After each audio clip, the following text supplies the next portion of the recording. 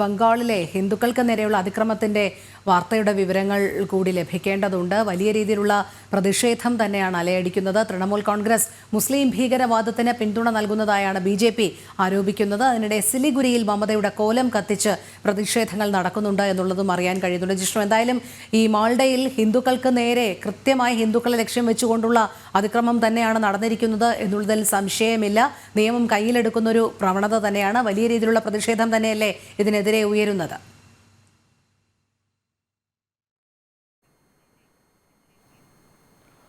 രോഹിണി, രാമനവമി ആഘോഷം വരാനിരിക്കുകയാണ്. അതിന്റെ ആഘോഷ പരിപാടികൾക്കുള്ള തയ്യാറെടുപ്പുകൾ നടക്കുന്നതിനിടയിലാണ് ഇത്തരത്തിൽ പശ്ചിമ ബംഗാളിൽ മാൾഡയിൽ തീവ്ര ഇസ്ലാമിസ്റ്റുകൾ ഹിന്ദുക്കളെ ലക്ഷ്യം വെച്ചുകൊണ്ട്, ഹിന്ദു ഭവനങ്ങൾ തേടിപ്പിടിച്ചുകൊണ്ടും കടകൾ ലക്ഷ്യം വെച്ചുകൊണ്ടും വാഹനങ്ങൾ അടിച്ചു തകർത്തുകൊണ്ടും വലിയ സംഘർഷം, കലാപത്തിന് സമാനമായൊരു സംഘർഷം കഴിഞ്ഞ ദിവസങ്ങളിൽ മാൾഡയിൽ അരങ്ങേറിയത്. അവിടെയും പുറത്തു വന്നിട്ടുള്ള റിപ്പോർട്ടുകൾ, ഒപ്പം പ്രദേശവാസികൾ സംസാരിക്കുന്ന ഫൈറ്റുകൾ പരിശോധിക്കുമ്പോഴും വലിയൊരു ജനക്കൂട്ടം മുസ്ലിം വിഭാഗം തടിച്ചുകൂടുകയും അവർ ഹിന്ദു ഭവനങ്ങൾ തേടിപ്പിടിച്ചുകൊണ്ട്, ഹിന്ദുക്കളെ തേടിപ്പിടിച്ചുകൊണ്ടാണ് അക്രമം നടത്തിയത്. യാതൊരു തരത്തിലും ഏതെങ്കിലും ഒരു വിഷയവുമായി ബന്ധപ്പെട്ട് പെട്ടെന്നുണ്ടായ സംഘർഷമല്ല, വളരെ കൃത്യമായി ആസൂത്രണം ചെയ്ത് ഹിന്ദുക്കൾക്കെതിരെ നടത്തിയിട്ടുള്ള സംഘർഷമാണ് മാൾഡയിൽ അരങ്ങേറിയത് എന്നുള്ളതാണ് അവിടെ നിന്ന് ലഭ്യമാകുന്ന റിപ്പോർട്ടുകളും പ്രദേശവാസികളുടെ ഫൈറ്റുകളും എല്ലാം തന്നെ പരിശോധിക്കുമ്പോൾ മനസ്സിലാക്കാൻ സാധിക്കേണ്ടത്. അതിന് ശക്തമായ പ്രതിഷേധം കൊൽക്കത്തയിലും സിലിഗുരിയിലും പശ്ചിമ ബംഗാളിന്റെ വിവിധ ഭാഗങ്ങളിലും ഹൈന്ദവ സംഘടനകളും BJPയും സംഘടിപ്പിക്കുകയാണ്.